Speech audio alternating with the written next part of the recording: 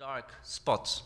Now, the dark spots are what we call within this policy the consolidation zones. There are the zones where you have a strong presence of illegal coca cultivation, of illegal armed groups, and where we haven't been able to completely clear out and transform those areas and integrate them into the country. And that's what we're trying to do with this policy.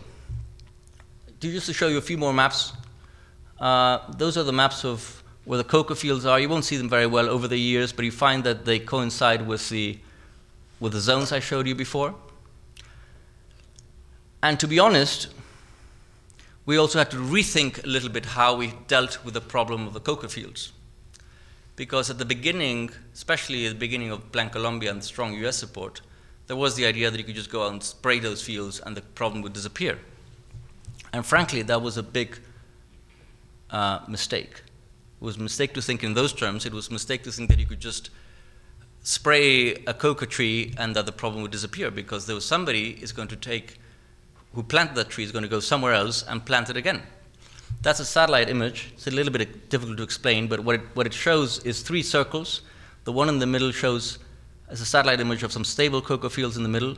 On the right, some new ones from a year later. And on the left, it shows an image of forest that has been already cut down in the expectation that the coca fields are going to be eradicated, so those people are going to go and plant again.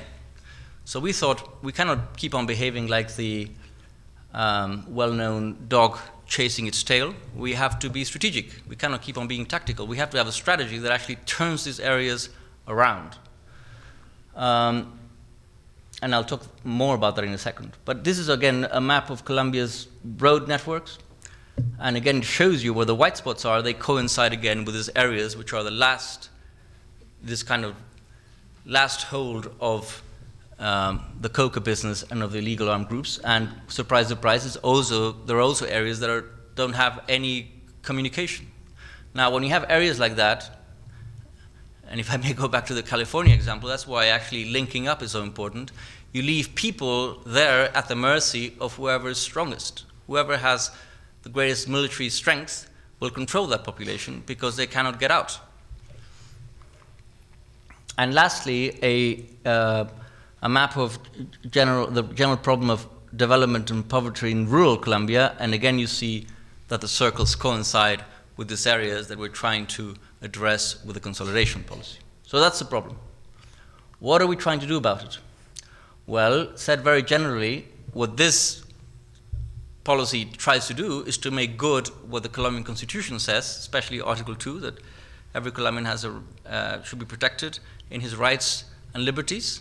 So take that seriously, not just those people who live in urban centers, but anywhere in the country should have the same rights, not just to security, but to government services generally, to integrate those regions into the country, to make them part of the same country, and to establish an effective system of governance in those areas, which is the toughest thing to do. Now, how do you do that? The way we've done it is by developing the idea this is actually all one effort. We used to be in a situation where a part of the government would worry about the national parks and damage the environment.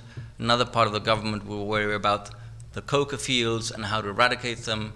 Another part would worry about the various insurgent groups or the so-called paramilitary groups. But there was never actually a plan that integrated the government response.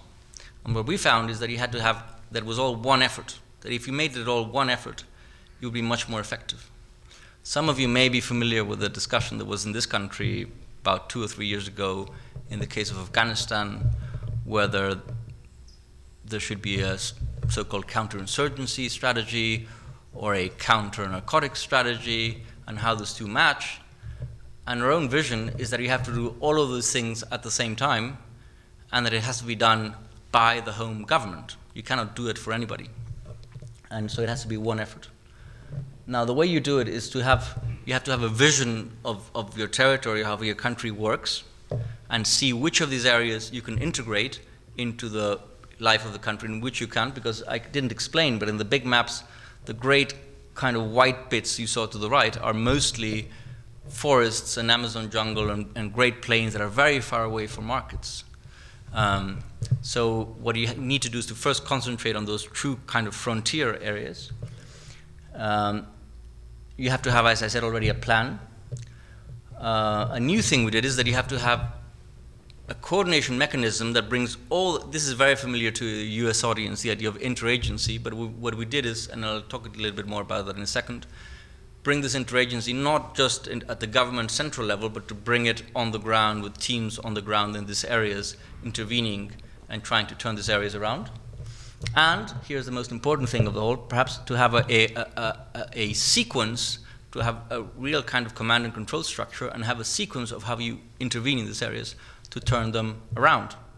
And lastly, and truly not least, make sure that all this happens not just in dialogue, but having the local population leading as to what their needs are and how the government should proceed.